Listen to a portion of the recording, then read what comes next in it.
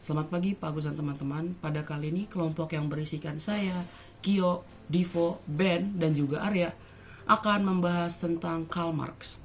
Pembahasan yang akan kita lakukan adalah tentang biografi, masa muda, pemikiran tokoh, riwayat studi, karir akademik, karya kutipan, beserta kata kunci. Karl Marx lahir pada tanggal 5 Mei tahun 1818 di Trier, Jerman. Dan Karl Marx meninggal pada 14 Maret 1883 di London. Biografi dari Karl Marx sendiri adalah anak laki-laki dari 9 bersaudara.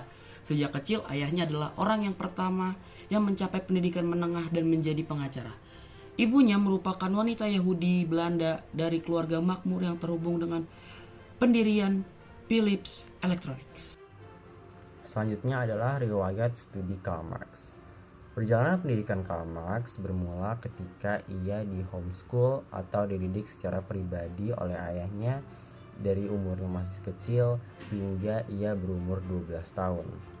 Dilanjutkan pada tahun 1830 di mana ia masuk ke perguruan tinggi Trier. 5 tahun kemudian ia masuk ke Universitas Bonn pada tahun 1835 untuk belajar filsafat dan sastra. Namun karena dorongan ayahnya, ia akhirnya belajar hukum. Namun karena nilainya yang semakin lama terus menurun, ia dipindahkan oleh ayahnya ke Universitas Berlin untuk mendapatkan pendidikan yang lebih serius. Di Universitas Berlin terjadilah suatu peristiwa penting yang menjadikan Karl Marx sebagai pemikir yang kita tahu sampai sekarang, yaitu adalah pengenalannya kepada seorang filsuf bernama Friedrich Hegel. Friedrich Hegel adalah filsuf yang memainkan peran penting dalam perkembangan idealisme di Jerman. Marx awalnya terlibat dalam kelompok kiri yang kritis terhadap filsafat Hegelian. Filsafat Hegelian adalah mereka yang mengikuti ajaran-ajaran Friedrich Hegel dan juga yang menganut ideologi-ideologinya. Namun seiring berjalannya waktu, ia mulai mendalami karya-karya Hegel, terutama dalam konsep dialektika dan juga filosofi sejarah Hegel. Meskipun pada akhirnya Marx menolak idealisme Hegelian, pengaruh konsep-konsep Hegel tetap terlihat dalam pengembangan teori materialisme dialektika yang menjadi dasar pemikiran Marx. Lalu Marx juga tergabung dalam suatu klub bernama Klub Dokter yang berisi Hegelian muda. Klub ini mencerminkan kompleksitas dan variasi dalam interpretasi terhadap pemikiran Hegel di kalangan intelektual pada masa itu. Sepanjang riwayat studinya, Karl Marx mengalami perkembangan pemikiran yang sangat signifikan. Dari seorang pemikir muda yang menangani masalah alienasi, hingga pemikir dewasa yang mencita-citakan sosialisme ilmiah. Baik, sekarang saya akan menjelaskan karya penting yang dihasilkan oleh Karl Marx. Yang pertama adalah buku mengenai Das Kapital. Buku Das Kapital Karl Marx ini dapat dibaca sebagai karya ekonomi, sosiologi, dan juga sejarah. Pada buku ini, ia membahas segudang topik, tapi umumnya ia mencoba untuk menyajikan catatan sistematis tentang sifat, perkembangan, dan masa depan sistem kapitalis. Ada fokus ekonomi yang kuat pada bukunya ini, dan Karl Marx membahas mengenai sifat komoditas, upah, dan hubungan pekerja kapitalis. Banyak dari isi bukunya ini yang mencoba menunjukkan bagaimana pekerja dieksploitasi cara produksi kapitalis. Ia juga memberikan sejarah eksploitasi pada masa lalu. Karl Marx berpendapat bahwa sistem kapitalis pada akhirnya tidak stabil karena tidak dapat mempertahankan keuntungan tanpa henti. Dengan demikian, ini memberikan latar belakang yang lebih teknis untuk beberapa karyanya yang lebih dapat diakses secara umum, seperti buku Komunis Manifesto. Baik, sekarang saya akan menjelaskan mengenai buku Komunis Manifesto yang diterbitkan oleh Karl Marx dan sahabatnya Friedrich Engels. Buku Komunis Manifesto ini merefleksikan tujuan yang hendak dicapai oleh paham komunis serta teori-teori yang melandasi upaya pencapaian komunis. dijelaskan bahwa class struggle, eksploitasi antar kelas yang menciptakan segala bentuk perkembangan sejarah. Hubungan antar kelas ini selalu terlihat, namun sifatnya tergantung dari apa yang diproduksi pada era tersebut. Sampai pada suatu titik di mana keadaan ini berputar, melalui evolusi yang melahirkan kemunculan kelas baru sebagai kelas pengatur. Fenomena ini mempresentasikan march of history yang biasanya didorong oleh kekuatan ekonomi yang lebih besar. Buku ini dibuat untuk menyebarluaskan pandangan serta tujuan tersebut ke arah masyarakat luas. Terdapat 4 bagian dalam buku ini. Yang pertama, bourgeois dan proletarians. Yang kedua, proletarians dan komunis. Yang ketiga, sosialis. Dan yang terakhir, komunis. Karya penting lainnya yang dihasilkan oleh Karl Marx adalah buku Kemiskinan Filsafat. Buku ini merupakan karya paling penting mengenai Marxisme, karya utama Karl Marx yang ditunjukkan kepada P.J. Proudhon, seorang ideologis borjuasi kecil.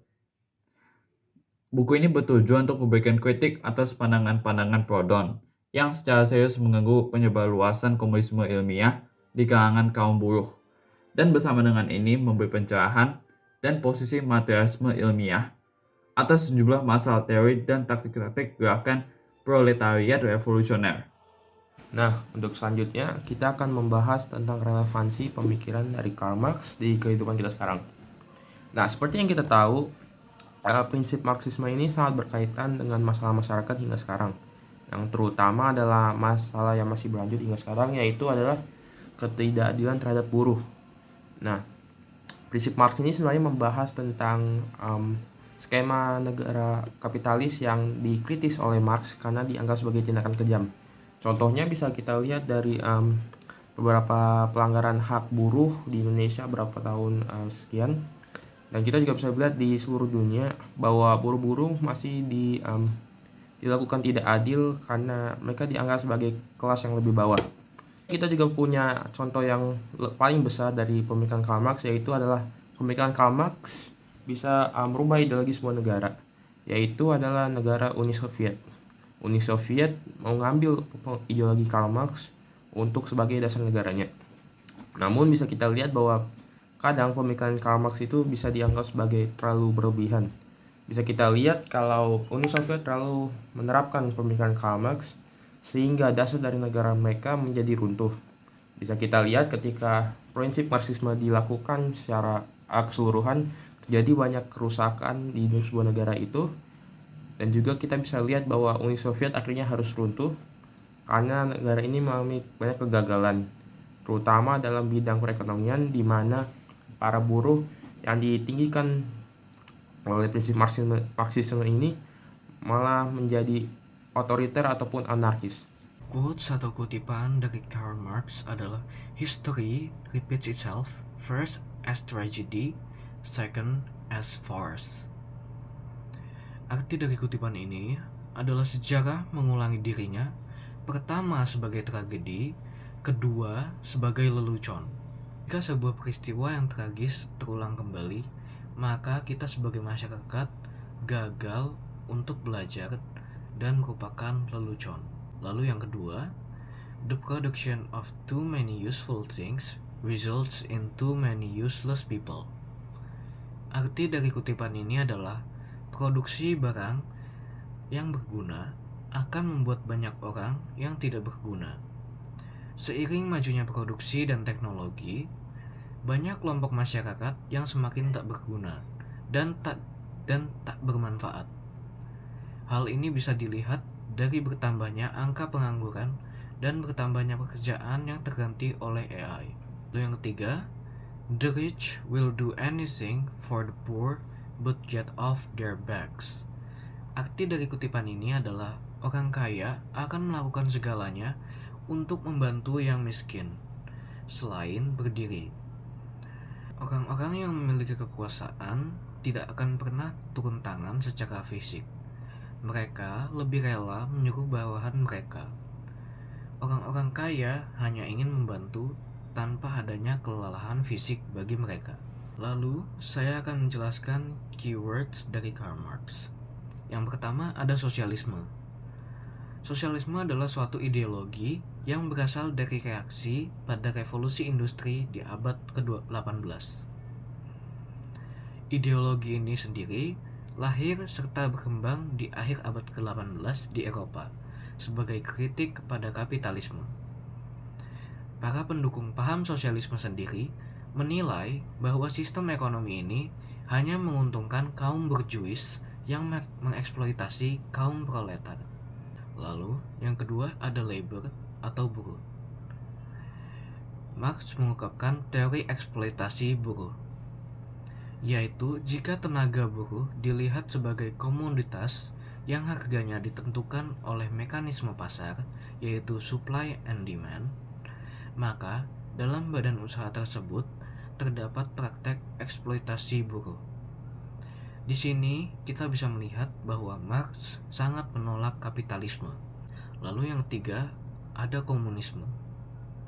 Tujuan utama komunisme adalah menciptakan masyarakat dengan aturan sosial ekonomi berdasarkan kepemilikan bersama alat produksi dan tidak adanya kelas sosial, uang, dan negara. Lalu yang keempat ada ekonomi. Menurut Marx, ekonomi adalah cara manusia dalam bertahan hidup pada suatu kelas sosial yang berkaitan dengan pemanfaatan sarana produksi. Lalu, yang kelima, ada kapitalisme.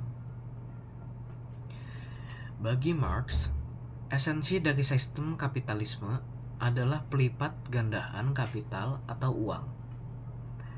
Dengan uang, para kapitalis membeli tenaga kerja dan mesin produksi untuk menghasilkan komoditas. Setelah komoditas dihasilkan, para kapitalis menjualnya lagi untuk mendapatkan uang yang lebih banyak lagi.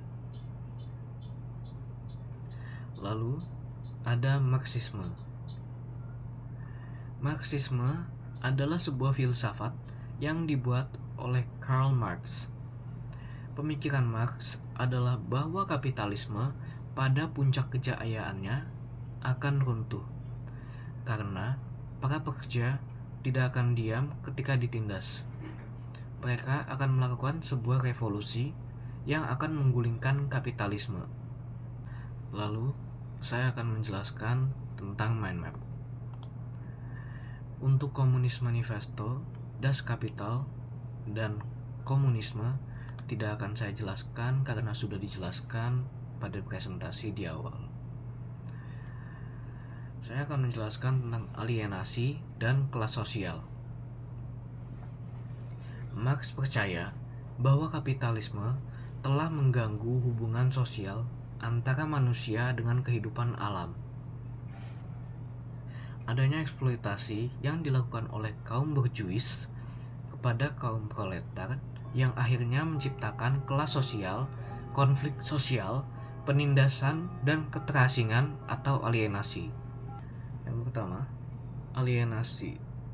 Teori alienasi ada karena pada observasi Marx, di dalam proses produksi yang dilakukan oleh kapitalis, para pekerja atau kaum proletar senantiasa kehilangan determinasi terhadap kehidupan dan takdir untuk memahami dirinya sendiri sebagai pengarah dari tindakan-tindakan yang dilakukan.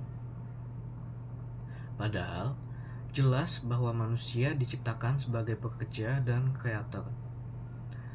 Namun, yang dirasakannya hanya sebagai pekerjaan, bukan kreator yang merangsang kreativitasnya. Beberapa penyebabnya adalah orang tersebut merasa kurang terlibat dalam suatu hal, tidak adanya kontak sosial, tidak adanya harapan, dan perasaan tidak mampu. Lalu, kelas sosial. Menurut Marx, kelas sosial berakar dalam hubungan sosial produksi, bukan distribusi ataupun konsumsi. Ia juga mengatakan bahwa pelaku utama dalam perubahan sosial bukan individu, melainkan kelas sosial. Marx membagi kelas sosial menjadi 3 kelas: kaum buruh atau proletariat, kaum pemilik modal, dan tuan tanah. Dalam masyarakat kapitalis, tuan tanah dimasukkan ke kaum pemilik modal atau bourgeois. Kaum bourgeois merupakan pemilik alat produksi atau modal, sedangkan kaum proletariat tidak memiliki apa-apa selain tenaga. Karl Marx mengemukakan bahwa kaum proletariat sudah ditakdirkan untuk menggantikan kedudukan kaum bourgeois dan akan menegakkan suatu kediktatoran proletariat. Sekian dari kelompok kami. Terima kasih.